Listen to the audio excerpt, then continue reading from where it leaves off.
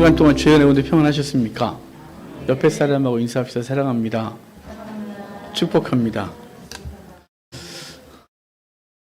오늘 제목이 있습니다. 제목 같이 읽겠습니다. 평안하고 두려워하지 말라. 아멘. 오늘 본문에 두 사건이 있어요. 따로따로 말씀을 전해도 되겠지만 이 두 사건이 한 사건처럼 연결되어 있어요. 오늘 본문은 예수님께서 거라사 지역 가서 거라사의 군대 귀신 들린 자를 고치고 돌아오셨을 때 가버나움에서 사람들이 예수님을 맞이하고 그런 상황에서 벌어진 사건 두 가지가 기록되어 있어요. 이 사건을 보면서 주께서 우리에게 주시는 귀한 은혜를 받도록 하겠습니다. 우리 22절 같이 읽을까요? 22절입니다. 회당장 중에 하나인 야이로라 하는 이가 와서 예수를 보고 발 아래 엎드리어. 회당장 중 하나가 예수의 발 앞에 엎드렸다 그러거든요. 바벨론 포로 이후에 유대 사회는 회당을 중심으로 신앙생활을 했어요. 당연히 예루살렘 성전에서 제물을 바쳤고 예배를 드렸습니다만 바벨론 포로 이후에 동네마다 회당을 만들었고 회당에서 성경을 가르치고 예배하고 안식일 보내고 그랬어요. 회당은 한 회당에 3명의 지도자가 있었어요. 그 중에 하나일 거라고 보여지거든요. 행정을 보는 사람, 그리고 또 율법을 가르치는 사람 등등 있었는데 그 중에 한 사람. 근데 회당장들은 그 지역의 장로 정도 됐어요.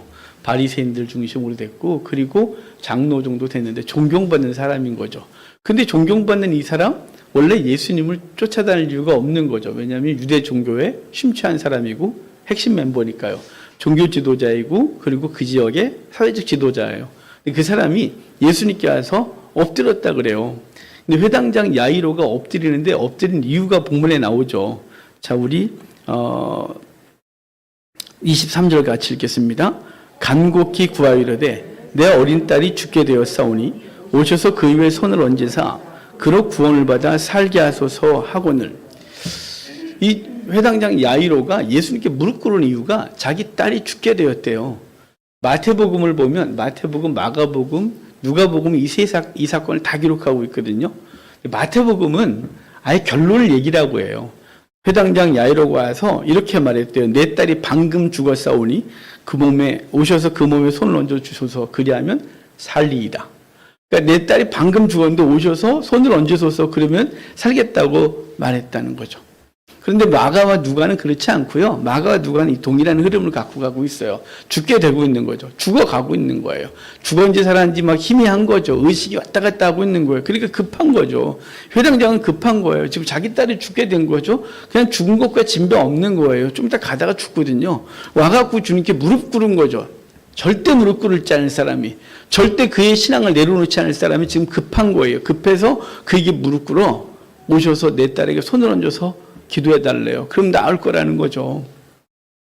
여러분, 야이로의 뜻이, 야이로라는 이름의 뜻이 뭐 몇 가지 뜻이 있어요. 내가 고치리라, 또는 그가 일으키리라, 뭐 이렇게 원어를 해석하시는 분들마다 조금씩 다른데, 뭐 그 예전 고흐에서 의미를 발견해내서 그래요. 근데 야이로가 뭐냐면, 자, 두 가지 의미, 대표적인 게 뭐냐면, 그가 깨우리라, 또 하나는 내가 살리리라. 이상하죠? 자, 지금 회당장 야이로의 이름이 내가 살리리라라고 한다면 지금 내가 살리리라 하지만 자기 딸을 고칠 수 없는, 살 수 없는 사람이에요. 그가 깨우리라라고 한다면 누군가가 깨울 걸 알고 깨워달라고 하는 거죠. 그래서 맨 나중에 그 회당장 야이로 딸에게 뭐라 그래요? 달리다 쿰, 이렇게 아람어로 말하거든요. 달리다는 따라, 쿰은 일어나라 이런 뜻이에요. 따라 일어나라. 깨우는 거예요. 자는 아이를 깨우는 상태에서 말할 때 달리다고 그러는 거예요. 우리가 아이들 잘 때 들어가서 누구야 일어나라 그러잖아요. 아빠들은 딸을 밥을 해서 딸아 일어나라 막 이러고 엄마들은 아들 밥을 해서 아들을 일어나라 이러잖아요. 그게 달리다 굼이에요. 아주 자상한 거예요. 능력의 언어가 아니고 그냥 일상적인 언어로서 자기 집에서 자고 있는 아이를 깨울 때, 그 딸을 깨울 때 딸아 일어나라 이렇게 말하는 게 달리다 굼이 그런 뜻이에요. 하여간 근데 이 야이로의 이름 뜻이 뭐라고요? 그가 깨우리라. 자고 있는 걸 깨울 거라는 뜻을 갖고 있는 거예요. 또는 내가 살리리라. 그런데 그는 살릴 능력이 없는 거예요. 우리가 그런 거죠. 우리가 우리의 문제에 대해서 내가 살리리라고 생각을 하지만 내 문제를 내가 살릴 수가 없고 내 문제가 죽어 있는 것을 일으켜 세울 방법도 없고 깨울 방법도 없고 아무것도 없는 전적 무능력의 이름이 야이로예요. 그는 다 할 수 있는 것 같으나 아무것도 할 수 없는 사람. 우리가 마찬가지죠. 우리도 세상에서 무엇인가 다 할 수 있을 것 같고 객관적으로 저 정도 사람이라면 이 정도는 할 수 있지 않을까. 저 사람은 그래도 이렇게 살 수 있지 않을까. 저 사람은 대단히 훌륭할 것 같아. 그런데 막상 내 삶에 벌어진 사건을 단 하나도 내가 해결할 수 없는 무능력의 사람. 그게 우리인 것이죠. 야이로가. 그래서 뭐라 그랬냐면 무릎을 꿇은 거죠. 예수님께 무릎을 꿇어. 당신이 깨우소서. 그의 이름대로 하는 거예요. 그가 깨우소서. 내가 깨울 능력 없고 내가 살릴 능력 없나이다. 당신이 하소서. 여러분, 우리 삶의 모든 문제들 주 앞에 무릎을 꿇으십시오. 영혼의 문제부터 해서 우리 삶의 문제, 관계성의 문제, 이 모든 문제 내가 깨우고 내가 살릴 것 같지만 때로는 자신이 돼서 다 할 수 있을 것 같지만 살다 보면 아무것도 할 수 없는 자신을 발견하게 되고 그 자신을 발견한 사람, 자신의 무능을 발견한 사람, 내가 살릴 수 없다는 걸 안 사람은 주 앞에 간절히 무릎 꿇어 주여 손대소서 주여 당신이 우리 집에 오셔서 손을 대시면 살리이다 라고 했던 이 야이로의 고백의 모습이 그 무릎 꿇음이 우리 가운데 있기를 바라요. 현대인들이 주 앞에 잘 무릎 꿇지 않아요. 기도 잘 안 해요. 왜냐하면 삶에 자신이 있어요. 웬만한 건 내 능력으로 할 수 있다고 느끼고 있는 것 같아요. 그래서 기도 잘 안 하고 하나님 앞에 무릎 꿇는 건 그렇게 중요하지 않아요. 특별히 남전도원들 더해요. 남전도원들 세상에 무릎 꿇는 거 별로 좋아하지 않는데 주 앞에 무릎 꿇는 거 별로 좋아하지 않는다는 거죠. 무릎 꿇으시고 주 앞에 살려달라고 하셔야 돼요. 주여, 이 문제를 내놓습니다. 주여, 내 가정의 문제 내놓습니다. 주여, 내 영혼의 문제 내놓습니다. 내가 스스로 할 수 있다고 생각했던 내 삶 돌아보면 별로 한 것도 없고 할 수 있는 것도 없었고 여기 이제 가다가 만난 혈루증 걸린 여인과 같은 모습이 우리의 모습일 수 있다 이것이에요. 자, 이제 그렇게 해서 큰 무리와 함께 야이로의 집에 가는데 그의 요청을 듣고 가는데 한 사건이 중간에 확 끼어들어요. 자, 우리 25절이에요. 25절 같이 읽겠습니다. 12회를 혈루증으로 알아온 한 여자가 있어. 12회를 혈루증 알았대요. 혈루증이 유출병이거든요. 레위기 15장에 나오는 병이에요. 문둥병과 동일한 취급을 받는 병이에요. 여인의 성병인 거죠. 남자들에게도 혈루증이 있어요. 남자도 당연히 성병이 있으니까. 그래서 그 성기로부터 무엇이 고름이 흐르고 하는 것을 혈루증 그러는데요. 이 사람은 부정해서 앉은 자리도 부정해요. 그러니까 그 사람은 집에 있을 수 없는 거죠. 그 사람이 앉은 곳마다 부정한데 온 집안 다 부정하게 하니까 문둥병자와 마찬가지로 격리시켰어요. 격리시켰고 그리고 사람들 앞에 나오면 안 돼요. 사람들 앞에 나올 때 문둥병자와 똑같이 내가 부정하다고 소리 지르고 나와야 돼요. 그런데 그 사람이 주님께 나오는 거죠. 12회래요. 12가 갖고 있는 게 만수죠. 꽉 찼다는 뜻이에요. 12. 이 12회란 말은 이 여인의 고통이 꽉 찼고 조금도 부족함이 없는 고통이에요. 그 어떤 것도 감히 안 해도 들어오지 않아도 더 이상 부족함이 없는 고통. 이 고통과 절망 가운데 사는 여인이 이 혈루증 걸린 여인이었죠. 근데 그 여자가 예수님께 오게 되는데요. 그 여인의 상태에 대해서 26절 말이에요. 같이 읽어볼게요. 많은 의사에게 많은 괴로움을 받았고 가진 것도 다 흡여했으되 아무 효용도 없고 도리어 더 중하여졌던 타에. 자, 지금 많은 의사에게 많은 괴로움을 다 받았고 있던 거 다 흡여했대요. 그러니까 이 사람은 자기 병 하나 고치려고 있는 힘을 다한 거예요. 최선을 다한 거예요. 지금 힘을 다했을 때는 할 수 없는 거죠. 자, 회당장 야이로. 그는 자기 이름대로 내가 살리리라, 그가 깨우리라 라고 하는 이름을 갖고 있고 그런 나름대로 그 지역에서 지도자였고 부족한 것이 없었고 존경받는 사람이었지만 그는 가장 중요한 자기에게 너무 예쁜 딸, 그 예쁜 딸이 죽어가는 것을 보면서 아무것도 알 수 없는 존재. 혈루증 걸린 여인 12회 동안 많은 의사, 이 의사 저 의사 다 찾아본 거예요. 그에게 가서 도움을 구했지만 그 고통, 온갖 고통을 다 당했고, 있는 거 다 허비했고, 그리고 절망 상태에서, 더 이상 소망이 없는 상태에서, 이제 마지막 희망 하나 들었는데, 예수님인 거죠. 그래서 그 다음 절에 보면, 그가 소문을 들었대요. 예수님이 고칠 수 있을 것 같은 소문이죠. 그분은 능력을 행한다는 소문을 들은 거예요. 그분은 죽은 자를 살린다는 소문을 들은 거죠. 그래서 그 여인은 마지막 희망으로 많은 의사가 못했지만 진짜 의사이신 예수님께 찾아온 것이에요.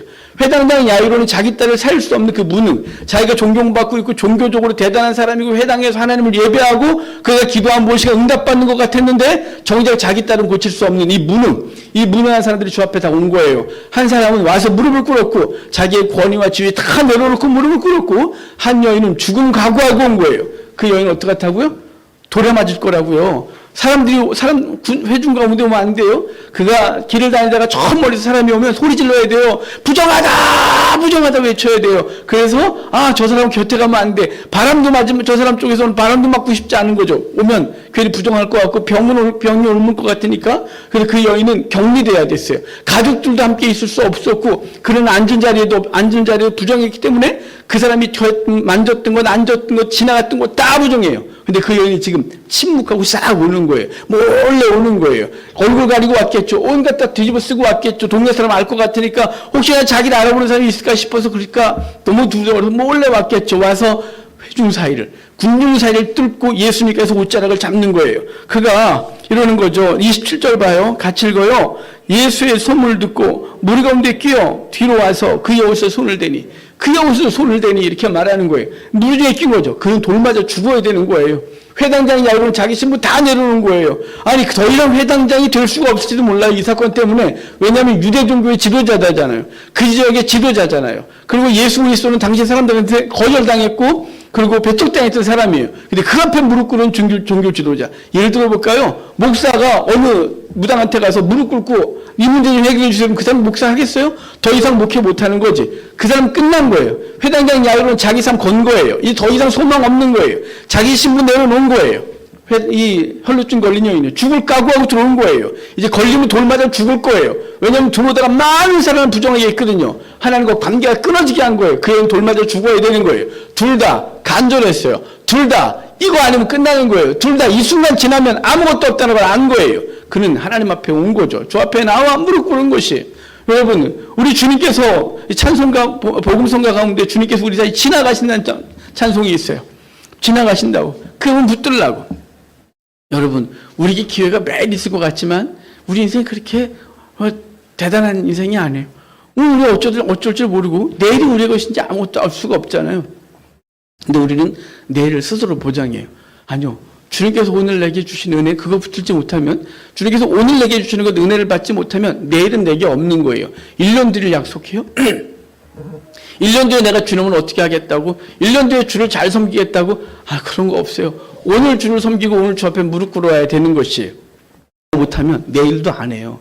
오늘 내가 가난한 중에도 못하면 부자가 돼도 못해요. 오늘 내가 있는 것 갖고 헌신하지 못하면 아무것도 못해요. 오늘 주를 붙들지 않으면 내일 안 붙들어요. 오늘 주 앞에 무릎 꿇지 못하는 사람 내일도 못 꿇을 거예요. 그러면 오늘 주 앞에서 이 여인의 지금 얼마나 간절한 게 있는 거예요. 이 여인 그리고 회당장 야이로는 이 순간 지나면 끝나는 거예요. 이 순간 지나면 아무것도 없다는 걸 아는 거예요. 그래서 이 순간 붙드는 거예요. 목숨 걸고 자기 신분 내려놓고 자기 인생 걸고 무릎 꿇고 있는 거예요. 살려달라고. 그래서 그렇게 왔어요. 그런데 여기 이제 그 여인이 옷을 잡자마자 치유됐대요. 치유되는 놀라운 은혜가 있는 거죠. 그가 자기 몸이 마른 것을, 고침받은 걸 깨달아 알았어요. 그런데 주님께서 그 여인이 이제 낫다라고 도망가려고 그러는데, 근데 그 주님께서 그걸 못 도망가게 하고 있는 거예요. 자, 못 도망가게 하신 주님의 말씀을 좀 볼까요? 30절이에요. 30절 같이 읽어요. 예수께서 그 능력이 자기에게서 나간 줄을 곧 스스로 아시고 무리 가운데서 돌이켜 말씀하시되 누가 내 옷을 손에 대었느냐 하시니. 자, 무리 가운데 와서 딱 손을 잡은 그 여인을 향해 이렇게 말하는 거예요. 누가 내 몸에 손 댔어? 누구야? 내 몸에서 능력 나갔어. 누구야? 이렇게 말하는 거예요. 제자들이 그러잖아요. 아니 이렇게 사람들 많고 막 부딪히는데 당연하지 뭘 자꾸 부딪혔냐고 묻고 있는 거야. 주님께 도리어 따져요. 주님께서 그러는 거예요. 아니야. 내 몸에서 능력이 나갔어. 누구야? 그랬더니 그 여인이 드러나는 거죠. 자기를 드러내고 자기를 그 두려움으로 주 앞에 나오는 거예요. 그 두려운 그 여인이 주 앞에 나왔을 때 주님께서 그 여인에게 이렇게 말해요. 34절 읽읍시다. 같이 읽어요. 예수께서 이르시되 딸아 내 믿음이 너를 구원하였으니 평안히 가라. 내 병에서 놓여 건강할지어다. 아멘. 그 여인에게 딸아 두려워하지 마라. 네가 병에서 놓여 건강할지어다 라고 말씀하시면서 그 여인을 보내주는 거죠. 여러분 왜 예수님은 꼭 그렇게 드러내셔야 됐을까요? 그냥 모른 척하고 가시면 안 될까요? 아, 그래, 그 여인은 고침받았구나. 그래, 라고요. 그러면 안 되는 걸까요? 꼭 드러내셔야 되는 걸까요? 그 여인의 수치를 드러내셔야 되는 걸까요? 그 여인이 잘못하면 돌 맞아 죽을 수도 있는데 그걸 드러내셔야 되는 걸까요? 그런데 주님은 드러내셨어요. 왜 그럴까요? 왜 그냥 지나가실 수 있는데 모른 척할 수 있는 것을 왜 주님은 굳이 아는 척을 하시고 시간을 버릴까요? 여러분, 지금 그 여인을 통해서 그 주변 사람들에게 예수 그리스도가 하나님 되심을 보여주고 있는 것이에요. 그 여인의 치유에서 끝나는 게 아니고 그 여인의 치유를 통해서 주변이 하나님을 알게 하는 것이에요. 왜 우리가 하나님 앞에 나와 주님 만난 이 놀라운 은혜들이 주변 사람들에게 드러나야 되는 걸까요? 우리가 왜 간증이 필요한 건가요? 왜 우리는 하나님에 대해서 우리의 입술로 말해야 되는 건가요? 그 일은 뭐냐면 우리와 함께 하신 하나님을 드러내는 거죠. 누군가가 우리를 통해 주님을 알기를 원하고 주의 백성 되기를 원하시는 거예요. 그렇게 되는 것이 주님께서 우리를 향한 것이기 때문에 누구야? 라고 말하는 거예요. 누가 내 옷에 손 댔니? 내 능력이 나갔어. 라고 해서 그 여인이 드러났고 그 여인의 놀라운 고백이 있게 되는 것이, 그리고 하나님의 영광이 드러나는 거죠. 근데 여러분, 이 사건에서 회당장 야이로의 얼굴이 보이세요? 혈루증 걸린 여인, 그 여인 놀라운 은혜 가운데 있어요. 두려웠지만 행복했어요. 잘못하면 사람들한테 몰매할 수 있지만 너무 행복했어요. 왜냐하면 이미 깨끗해졌거든요. 이미 깨끗해서 부정이 사라졌어요. 주변 사람들 난리가 났어요. 와, 놀랍다! 라고 했어요. 그러는데 회당장 야이로의 얼굴은 지금 당황스러워요. 왜냐하면 빨리 가야 되잖아요. 내 딸 지금 죽어가고 있는데 예수님 여기서 지금 시간을 취하고 있는 거예요. 그 여인이 얼마나 꼴보기싫을까? 저 이제 왜 뭐야 이거 지금 왜 이러면서 지금 주님의 길을 막고 있는 거야? 주께서 빨리 우리 집에 가셔갖고 우리 딸 고쳐줘야 되는지 지금 뭐 하는 거야? 왜 예수 이렇게 머뭇거리시는 거야? 라고 말하지 않았을까요? 여러분, 우리가 인생을 살다가 주님이 왜 내 인생에 그렇게 빨리 개입 안 하시지 싶을 때 있지 않아요? 왜 주님은 내 삶을 이렇게 머뭇거리시지? 왜 이렇게 민기적거리셔? 빨리 움직이시지? 라고 생각된 적 없나요? 내가 아무리 기도해도 주님이 왜 내게 응답하지 않는 거예요? 내 옆에 사람은 그 응답 되게 빨리 받는 것 같은데 내 옆에 사람은 즉시 나왔다 그래서 와, 저 사람 이런 놀라운 뭐 일이 벌어지는데, 그런 간증 들으면 도리 우리 신앙이 막 무너져요. 와, 저 앞에 한번 기도했더니 응답받았대. 난 작정 기도하고 올 때부터 기도하고 내가 지금 이 문제 갖고 얼마나 오래 기도했는데 주님 왜 나한테 응답이 없는 거야? 왜 이렇게 내 삶에 민기적거리는 거야? 라고 생각이 될 때가 없어요? 나는 무지급한데 주님은 아주 여유로우세요. 난 무지급한데 내 삶의 상황은 왜 이렇게 느린 거예요? 내 속도를 못 따라와요. 삶도 못 따라오고 주님도 안 따라와 주시고 내 삶 때문에 그냥 묵묵하고 계신 거예요. 딴 일 한 것 같은 거예요. 난 급해 죽겠는데 빨리 내 삶 가운데로 오셔서 내 삶의 문제 해결하셔야 되는데 주님 여기서 머뭇거리고 있다는 느낌이 있는 거예요. 여러분, 회당장 야이로가 얼마나 답답했을까요? 우리의 모습인 거예요. 우리가 하나님의 은혜를 구하고 주 앞에 속히 오소서. 내 딸이 죽겠나이다. 내 삶이 무너집니다. 나 지금 일어나 죽을 것 같습니다. 오늘 이 순간 지나고 나면, 이 시간 지나고 나면 아무것도 없는데 나 큰일 날 것 같습니다. 나 오늘 5시까지 못 막으면 부도납니다. 뭐 옛날에 그거 무적기도 있어요. 우리 성도들 맨날 부도난다 그래갖고 맨날 하루 종일 기도했어요. 하루 종일. 하루 종일. 와, 정말 막 그렇게 기도하고요. 여러분, 근데 주님께서 어쨌든 막아주시는데 어쨌든 안 해갖고 부도나기 위해서 그런 거죠. 뭐. 여러분, 주님께서는 얼마나 답답할까요? 우리 회당장이 얼마나 답답할까요? 주님이 내 삶 가운데 빨리 왔으면 좋겠는데, 난 급해 죽겠는데 주님은 머뭇거린 것 같다는 거예요. 근데 주님께서, 그런데 그 말이 끊어지기도 전에, 지금 그 여인과의 대화가 끊어지기도 전에 한 사람이 회당장에 집에서 막 오는 거예요. 그 사람의 말을 절망적인지 한번 들어볼까요? 35절 그 절망적인 소리 한번 들어봅시다. 아직 예수께서 말씀하실 때 회당장의 집에서 사람들이 와서 회당장에게 이르되 당신의 딸이 죽었나이다. 어째여 선생을 괴롭게 하나이까? 당신의 딸이 죽었나이다. 이렇게 말하는 거예요. 끝난 거예요. 어째여 선생을 더 괴롭게 하니까? 이게 무슨 얘기일까요? 그만하소서. 이제 그 선생 더 이상 우리 집에 와도 소용없어요. 끝났거든요. 내 삶 가운데 모든 게 끝났거든요. 더 이상 이제 나는 아무것도 하고 싶지 않거든요. 아무리 무릎 꿇어도 이제는 뭐 소망이 없는 상태가 됐거든요. 끝난 거예요. 그래서 종이 와서 그러는 거예요. 죽었습니다. 선생을 더 이상 괴롭게 하지 마소서. 우리의 인내가 한계를 느끼고 때로는 주여 그만하고 싶어요. 나 이제 안 해요. 안 해요. 우리 가족들, 가족 구성원 누군가의 구원을 위하여 기도하던 건 그만하고 싶어요. 점점 더 강팍해지는 것 같아요. 내 삶의 문제 하나님 앞에 그렇게 무릎 꿇었는데 여기 그 여인의 문제점 점점 중하여졌다 그러잖아요. 혈루증 걸린 여인은 점점 중화해져 갔대요. 애쓰고 몸부림쳤는데 임금은 다 업이었는데 애썼는데 더 중화해졌대요. 회당장 야이로의 딸 더 중화해진 거예요. 예수께 왔는데 죽어버린 거예요. 너무 얼마나 답답할까요? 선생을 더 이상 괴롭히지 마소서 죽었나이다 이렇게 말하는 거예요. 그런데 우리가 생각하는 그냥 죽었는데 예수님이 뭐라고 하신지 들어봅시다. 예수님이 35절 같이 읽읍시다. 예수께서 그 하는 말을 곁에서 들으시고 회당장에 이르되 두려워하지 말고 믿기만 하라 이렇게 말하는 거예요. 아까 그 여인에게 평안하라 라고 말했고 회당장에게 두려워하지 말고 믿기만 하라는 거예요. 와, 정말 이게 믿음이 되어지는 거예요. 요즘 누군가가 죽었는데 입을 덮어놓고 살 거예요 라고 하면 그 사람을 정상으로 보겠어요? 맹신이지? 광신이고? 지금 그러고 있는 거예요. 죽었다고 이미 주문 사망 선고하고 왔어요. 예수님 그 집 가고 있는데 와갖고 더 이상 괴롭히지 마요. 죽었어요. 이미 딸 죽었어요. 그런데 주님께서 걱정하지 마. 두려워하지 마. 믿기만 해. 그리고 가시는 거예요. 회당장 야이로는 지금 어떤 마음으로 따라가고 있는가요? 있을까요? 그냥 믿었을까요? 설마 그랬을까요? 아니면 절망의 상태로 그냥 그래 주님 내가 모셨으니 일단 가보자고 했을까요? 잘 모르겠어요. 회당장이 믿었다는 얘기도 없고 아무것도 없어요. 회당장이 중요한 게 아니거든요. 회당장에 와서 무릎을 꿇었고 살려주소서 그랬고 주님이 가고 있는 거예요. 주의 능력이 하는 거예요. 회당장의 믿음, 야이로의 믿음, 간절한 것이 믿음이긴 했어요. 하지만 그 간절함이 모든 걸 해결하진 않아요. 우리 안 간절하세요? 전 제 삶에 간절한 게 없을까요? 저 무지 많아요. 전 아주 많아요. 여러분도 있지 않아요? 각각의 간절함이 있어요. 그 간절함이 없어서 그래 지금까지 우리의 삶의 문제가 해결이 안 된 거예요? 아니죠. 우리 영혼은요. 우리 주변 사람 가족들은요. 이번 명절을 지나면서 또 이렇게 저 명절병이 있거든요. 명절 되면 이렇게 약간 우울해지고 힘든 게 있어요. 저럴 때부터 그런 게 있어서 우리 아버지 어머님 생각하고 그걸 기도하면서 이렇게 그랬어요. 우리 집사람은 예전에 제가 되게 심했대요. 요즘은 많이 좋아졌대요. 근데 요즘도 안 보러 해서 힘들어요. 이번 주에도 화장실 가서 이렇게 너무 답답하고 힘들어 그래서 화장실 울고 우리 난 처음 말하는 거 집사 몰랐어요. 이 설계도 괜히 말하네. 그런데 왜냐면 우리 어머니의 구원, 우리 아버지와의 관계, 우리 집안의 모든 문제들 그건 내가 어릴 때부터 기도했는데 지금까지도 내일 모레는 한갑인데 아직도 해결이 안 되고 있는 거예요. 저 간절해요 여러분. 저 무지 간절해요.